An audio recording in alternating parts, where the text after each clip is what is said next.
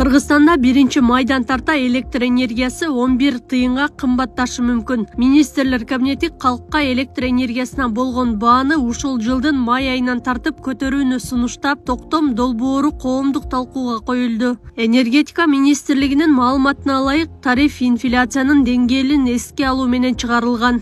2024 жылдын 1-майынан тартып электр жарыгы 10,8 тыйынга кымбаттайт. Айына 700 киловатт сааттан ашык колдонулган учурда 23,3 тыйын кошулат. Электр энергиясын чектүүсүз пайдаланууну каалагандарга 35,4 тыйын. Айыл чарба өнөр жайга колдонгондорго 31 тыйын кошулат. 700 киловаттка чейин бүгүнкү күндө 1 сомдон.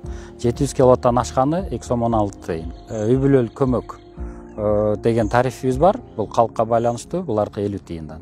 Өндүрүштүккө катышкандар бул алтын кендегилер 5 сомдон, андан сырткары коммерциялык багыттагылар 2 сом 87 тыйындан.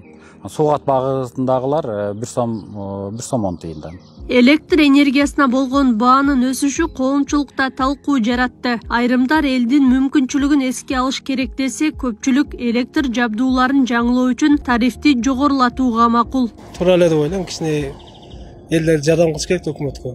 Көз карашым түз эле. Балким ошол баягы ремонт кылабыз деп атпайбы эмелердичи. Мүмкүн ошол үчүн дагы көтөрүп аткандар да. Эми азыр негизи эле жакшы иштеп атат го баардыгычы, ошол балким ошону көтөрөбүз деп ошондой өчүрүүлөр болбосун деп кылып аткандыр. Эми 11 тыйын деген бул менин оюмча андай деле чоң эмес да. Кымбаттап атпаса жакшы да бизгечи.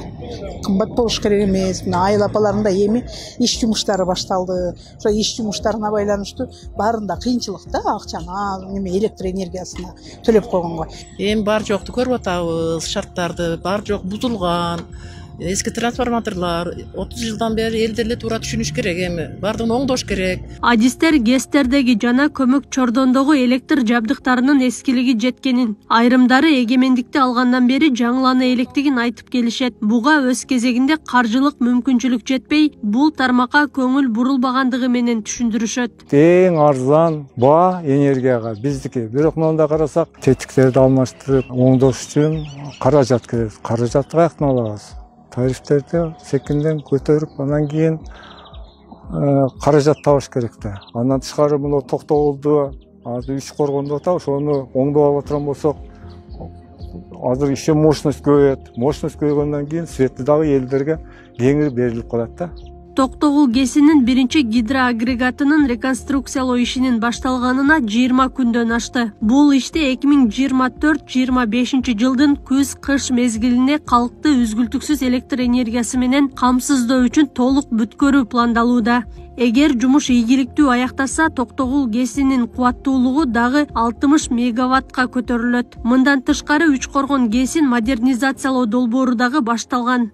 Аклай Карабаева, Аскар Маматисаков, Регион.